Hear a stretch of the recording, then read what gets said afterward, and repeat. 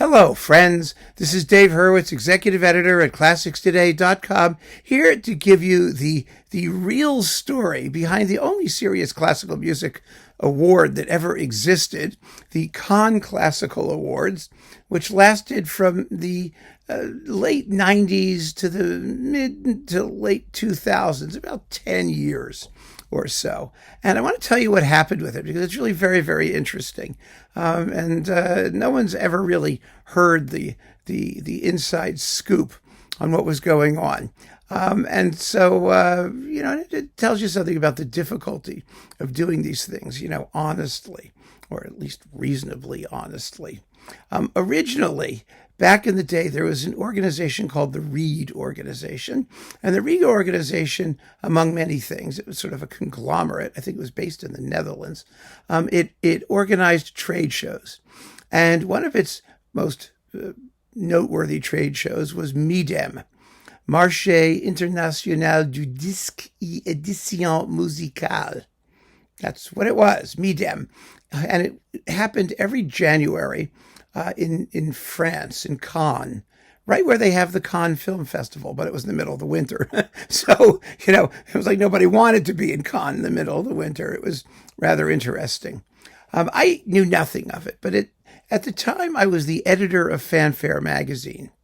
And the editor of Fanfare magazine needed somebody to go to Europe to collect advertising revenue, because it was cheaper than sending wires. This was like, the dawn of time. It was like, smoke signals. Everything was very primitive. Midem, which wanted to publicize itself, gave press access to various, noteworthy music journalists from around the world if they could get themselves to France. And they would also provide hotel accommodations, which was really very nice of them. So I went there representing Fanfare for my first ever time. And it was very interesting. And I met some people who turned out to be lifelong friends, including my colleague, Dr. Sören Meyer-Eller, who was the editor of Phonoforum magazine, and later Christoph Hüss from Repertoire magazine in Paris.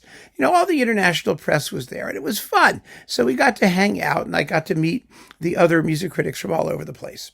The person in charge of Midem Classique, the classical music wing, because Midem had everybody and all music from everybody, and classical was only a tiny, tiny little portion of it. And they wanted to grow their classical presence. It was a remarkable and extremely intelligent and lovely person named Anne-Marie Parent. And she was married to the guy who was like the chairman of the whole shebang there, the whole Midem convention. So the classical piece of it had some support from within the organization itself. And at one point, she actually came to, I think she came to New York and met with me after, we got to know each other a little bit the first time or so. And she wanted to know if there were some ways that, that we could make the classical portion of Midem, give it more presence. And I suggested to her, I said, look, the Grammys are worthless. The way that they vote has nothing to do with actually listening to the records they vote for. There really are no other. There were local national awards that magazines were running for best of the year and stuff like that. I said, but there's never been a real international classical music award where we have all these magazines that are coming to meet him, and they all have critics. So why don't the magazines poll their critics and send the results to a single person like moi? I would be willing to do the work. And we filter up all the ballots, and we actually come up with an international consensus on what the best recordings of the year are in various categories. And I'm willing to do it, and we'll find magazines to participate. And she said, well, she was behind the idea. She thought it was a really good idea. And she thought it would be a good thing for Midem Classique to host these awards. So I said, okay, fine. And having, gotten to know some of these people, we got together, basically me and Søren and later Christoph, and we were the nucleus of the award, and we organized it with a bunch of other magazines from other European countries. We had Spain, and we had let's see, we had the Netherlands. We had Ouster from the Netherlands, and we had one of the British magazines. It wasn't Classic CD, but it was called something like that. I don't recall it had a CD attached to it, and Italy, and it was really cool. I mean, it was a very good representative sample. In Germany, and we had some other countries wanted to get in. Poland joined eventually after after communism vanished and whatnot. So we were up and running, and Anne-Marie Perron didn't stay with the organization very long, but she said to me, and I remember this like it was yesterday. She said to me, "Listen, this is going to become a political football." Midem tried to do an awards ceremony before. They tried to do video awards, television awards sort of thing, ceremony, and it became just a nightmare, a complete shit show, as they say in the business. And she said to me, "So this is what's going to happen." After we did it a couple of times, she said, "You know how to run this. It's going well. It's going to become successful. And as soon as it becomes successful, they're going to want to take it over because they'll want to control it. And as soon as they want to control it, it'll all go down the tubes." She said, "So do it for as long as you can do it, and enjoy it while you can enjoy it, and don't be surprised by what the ultimate outcome will be." So we started doing it. We'd done it for a few years. Here's a little picture of me doing the awards in 1998 at the Hotel Majestic in Cannes. Yes, that's me, believe it or not. Yeah, there I am doing the awards. And, I billed it as the shortest award in the world, the shortest award ceremony in the world, because we gave out about 30 awards in, I don't know, 45 minutes, an hour, because it was a trade show and people wanted to eat. I mean, people said I did it in a very American way because I didn't allow people to make speeches. And, we invited artists to come at their own expense and to accept the awards. And, I used to say right at the beginning of the award, if you're an artist and you've come, you're more than welcome to come up to the podium and, say a couple of brief words of thanks. If you're from a record label, we have no interest in what you want to say. Take your award and sit down, because we all want to get to the drinks and the after party.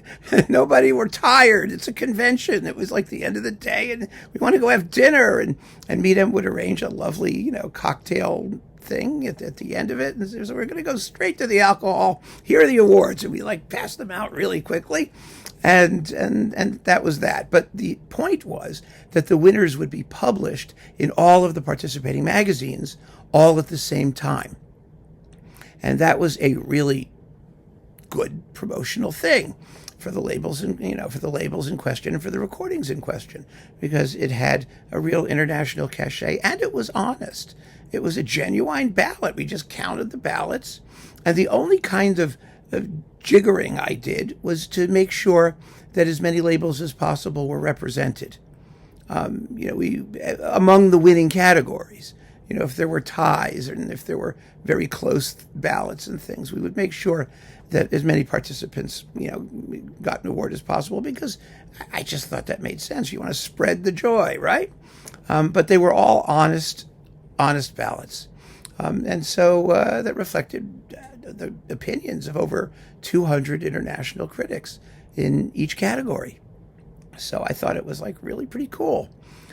There was a certain amount of difficulty in getting the thing organized because we had dues. Every participant had to pay money. Money. Classical music world, money. Money only comes in; it never goes out. It's like pulling teeth, getting these people to put in money. The money was cheap; it was a few $100, and the only thing that it was for, because Midem hosted the award and paid for the event and all that. I used to say to these people, "Don't be stupid. They're paying for the award, so give me just the dues." It was just to print up the awards. Originally, the awards I just printed up on a laser printer. There were little pieces of paper. But then we got more grandiose and we started doing actual plaques that were made by one of those award companies that could do like plastic printing, and I used to, they weighed like 10,000 pounds, and I used to schlep them on the plane and bring them to Cannes, and, every year.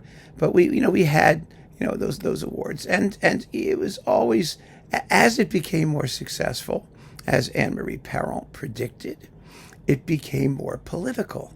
People wanted in. They wanted to be the label of the year. They wanted to get special recognition as music publishers. And we were under pressure all the time from the big participants at Midem, especially the big national participants in the music publishing business, to do special awards. And so we created Editor's Choice Awards that would allow each magazine in its country to, kiss the ass of the whatever organization needed its ass kissed, to get some recognition. We had, Lifetime Achievement Awards for major artists. We were famous for having just terrible, terrible timing. Like, all of our Lifetime Achievement Award recipients died either just before they got the award or just after they got the award.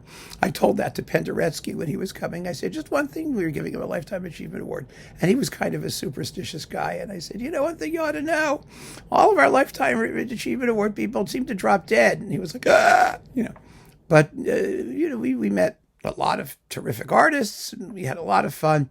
There was one time we wanted to give a Lifetime Achievement Award to Placido Domingo because he was going to be at Midem. He was like cruising by. So he did, and he gave up and made a speech about copyright protection for artists and money and stuff. He had no idea why he was there. No idea. He thought he was talking about copyright or something. We gave him a plaque and he walked away, and I still don't think he understood why he was there. It was absolutely absurd. Montserrat Caballé showed up with her retinue. These people had these huge groups of people who were hangers-on with them and things. It was so weird. It was really, really weird, but it was fun. And we succeeded in doing it for about 10 years.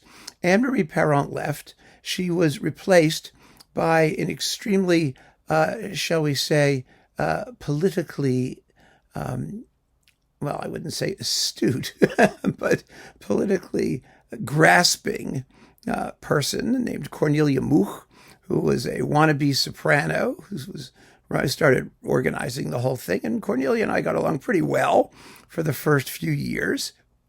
But then the problem was, of course, as Anne-Marie had predicted, that we wanted to maintain our independence.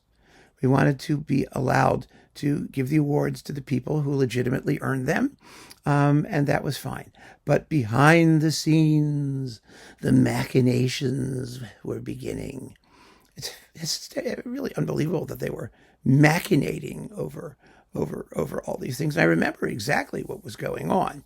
Part of the problem was that Gramophone was annoyed that they were not the English participant, and they wanted to participate at some level, and I was more than welcome to let them, but they wouldn't do it unless they ran it. So that was an ongoing complaint. There was an ongoing complaint that the award was not inclusive enough, but it wasn't inclusive on the terms of some of these serious players who had some, economic clout through either their publishing companies or whatever organization ran them. The French were always difficult. The French are always difficult, but they were incredibly difficult. Originally, we had Diapason magazine, and they were impossible. Oh my God, were they annoying. And they also wanted to take the thing over and give out awards to people who were going to be advertising in their magazine. And that was a big issue. And after a year of Diapason, Christophe Hussert, Répertoire, came up to me and said, we'd like to be the French participant. And I said, oh, thank God. So we dumped Répertoire, but that caused bad feeling, of course. And because we only had one representative per country. And in countries where you had multiple magazines, it was always an issue. Ouster in the Netherlands was just a pain in the ass. I mean, it was always difficult. I don't know why. They were just difficult. Scherzo in Spain was wonderful, except that the guy who ran Scherzo, his name was Antonio Moral. He actually is, I believe, now the manager of Jordi Savall. because I saw him in Oviedo a few years ago, and he was with I think that's what he was doing. But he was a wonderful man. But his real interest was opera, and in actively promoting live music and organizing live music events. I mean, everybody had their angle. I, at that point, it was no longer with Fanfare. I was working with David Vernier, my partner, my ex-partner, my late partner here at ClassicsToday.com. But he was the editor of CD Review. And CD Review became the American participant. The English participant was Classic CD. I think that was the name. Italy was always a trip. I mean, it really was. There were a bunch of Italian magazines, some of which were plagiarizing things from other international magazines. And we only had one participant. It was really very, very nice, very honorable magazine. But, some of these were beautiful publications, but they were all running on a shoestring. And this was at a time when the publishing industry, the classical music magazine industry, was tanking. Everybody was going under. Everybody was moving to the internet. When CD Review died here in the United States, we founded ClassicsToday.com, and ClassicsToday.com became the American participant. And that was a big deal because it was not a print organ. And for many years at Classics Today, people didn't take us seriously because we were web only. And we were the first. That was in 1999. So that was, a year after this thing happened, 1998. And it was really quite it was difficult convincing people that we were serious. And that there were no print. It helped in the United States. There was nothing in print. So then people had no choice. But in Europe, which is, a little bit more old school, shall we say, they were very, very leery of web magazines. Now everything is a web magazine. But anyway, so what happened? It was very successful. Artists were coming. I mean, you get Alfred Brendel, we had Rostropovich, we had Yodi Menuhin, who passed away like minutes later. We had just, we got to hang out with these people, and it was really, really fun. However, and I've told stories about, things that happened at the awards in this sort of chat area. However,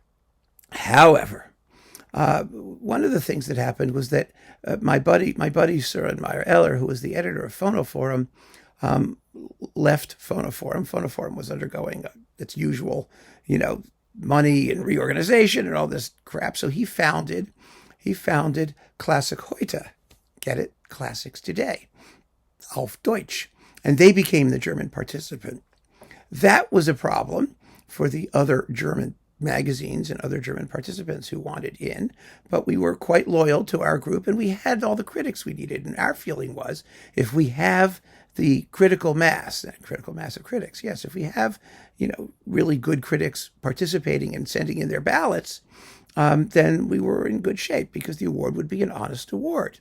But those people who were not involved were busy trying to undermine what was going on, and it was becoming a political issue at Midem amongst the various participants there because they wanted to get their piece of the pie, needless to say.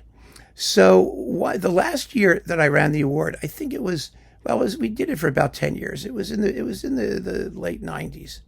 I mean, the late 2000s. It was probably about 2007 or 8, somewhere in there.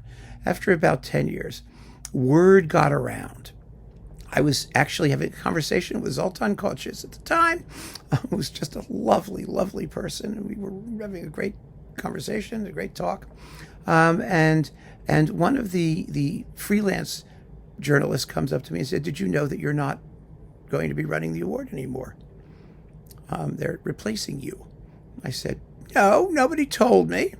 It's news to me." Of course, nobody told me. So I went to the office of Cornelia Much, and I said to her, "There's this rumor going around, spread largely by gramophone, actually, And if people say, oh, well, that's why he doesn't like gramophone. No, it's not. Don't worry. I disliked gramophone for decades before that, so you don't have to worry. But anyway, I said to her, this is what they're saying, that I'm no longer running the award. And she said, that's right, I'm taking it over. And your participants, some of your participants, are no longer going to be invited to Midem every year. Because remember, the Midem organization, they had a right to have a say. I didn't dispute that, because they were paying for our hotels and they were giving us the press passes. They were running the award. I mean, they had a say, and we were willing to do things to accommodate them up to a point, only up to a point, and as long as our editorial independence wasn't being compromised. But we would give special awards to people who were there and things like that, because, it would help. It was designed to help the organization bring in, classical participants. And at the same time that this was happening, the whole convention, international convention, sort of, that whole infrastructure was falling apart, because everything was going to the internet. People didn't need to all meet in one place every year, fun though it was. To actually meet and greet and do handshakes. You could have a Zoom call. I mean, things were changing. They were changing, and the money was draining out. And so I said to her, it would have been nice if somebody would have told me. You could have sat down. We could have had a conversation. We could have at least, done this amicably, rather than, the knife in the back approach, which I was par for the course, actually, amongst a lot of folk back then, and still is, I'm sure. But anyway, I said, okay, fine. And she said, but you can still come. I still would like you to be the chairman of the award. And, but it's going to be, organized and run under, the Midem organization, and I'm going to be in charge. Well, I mean, she was a well-organized person, but not necessarily, in my view, the person who really understood who deserved awards and who didn't. And she had her own agenda of both artists and labels who were kissing up to her, that she wanted to acknowledge, shall we say. And so I told her I would not, under any circumstances, in so many words, be the chairman of an award run by her, though I wouldn't be a figurehead. And that was our last conversation. And after I got home, I got an email from her, and she said, well, we want you to do it, and we'll work it out and all that stuff. And I said, no. I said, fool me once, shame on you. Fool me twice, shame on me. We're done. And that was my last participation at the Cannes Classical Awards. The award continued for, I think, 2 or 3 years after that, maybe 4 or 5. She was running it. I knew people who were going. They were still going. Some of the magazines in the Cannes Classical Awards still participated because they still went to Midem. So they stayed in the new awards, and she anointed the editor of Pizzicato magazine in Luxembourg, a guy named Remy Franck, who was heavily politically motivated, shall we say, and who had become a participant in the Cannes Classical Awards as well. She appointed him to be in charge of to be the chairman of the award, operating under her. And when Midem stopped doing it, Remy took the award independently, and it became the International Classical Music Awards, which, as far as I know, is as worthless as gramophone. I mean, it's the same sort of thing. It's just the magazines picking what they want and doing what they want. There's no longer any sense that it represents at least an effort to create objective, at least a representative and honest and comprehensive overview of the releases of the year. And in a sense, I guess it's almost pointless to try to do that now, because the entire industry has just has disintegrated. And, some things are physical products, some things are simply streaming. It's a whole different world. And there are very few magazines left. I mean, many fewer magazines. There's lots of critics, lots of people who have opinions. of course. And some of those opinions are grouped loosely under a name of something or other. But, it's not what it was. Let's put it that way. And it doesn't seem to have all that much international cachet, at least as much as the Classical Awards did.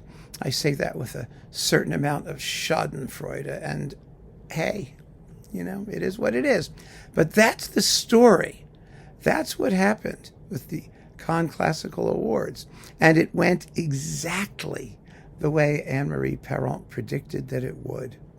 And although I was upset at the way that it was handled when I got the ouster there, I was also kind of impressed by just how accurately she had predicted exactly what was going to happen and when. She said, "You've got 10 years maximum." It lasted about 10 years, with me at the helm of it anyway.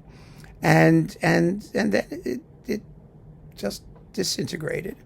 And that's where it was. But it was a wonderful period. It was fun. It was a real historical moment. It was a good thing that people all got together every year to, see each other in person and talk about the business and meet all the labels. And I miss that. And it's never going to be that way again. So I was privileged to participate in what was really a kind of a historical moment and the end of an era. Really the end of an era in the world of recording generally, classical music, of course, as a small blip in the world of recording generally. And classical music still got, I believe, a very outsized share of attention from the Midem organization because they were European and because Europeans care about culture and they care about classical music culture, and classical music has a certain, cachet. It certainly does. It certainly did because all of the major countries had national stands. They bought stands at the convention center in Cannes, and so their cultural wing was always heavy into the classical music culture of whatever country we were talking about. I mean, there was the year we had Penderecki, for example, his wife Elżbieta Penderecka, who basically ran all of culture in Poland and whatnot. She actually had the Polish cultural ministress, Joanna Wnuk-Nazarova. Boy, was that a dinner that I could tell you about. Man, that's a story for another time. Let's just say she didn't fly without having an insulating dose of alcohol. Anyway, but they brought over an entire orchestra and chorus, and they performed the Seven Gates of Jerusalem. That was the source of my celebrated dismissal of Henze at the next year's Classical Awards when we had an argument and I disinvited him to the award, which caused a whole political incident in Germany. That's another video which you can take a look up Henze, and you'll see. I tell you about what happened with that. There were some remarkable things that we were able to do. Really remarkable things, wonderful things. Hélène Grimaud came and gave a concert, and we had George Crumb come over, and it was really phenomenal. But it's never going to happen again that way because it was classical music for classical music people and the classical music industry, and people knew what it was, and that was kind of special. And that's why I think the award in those days meant something, which it no longer does at all. Now, of course, we have, the Gramophone Awards, which are, typically flaky, and we have the Grammys still, which are completely meaningless, and we have the Keep On Listening Awards, which are deeply meaningful and significant. So I just hope you enjoyed this story. It was a large chunk of my life for a while, and it meant a lot while it worked. It was something else. So keep on listening, friends. Thanks so much for joining me. Take care.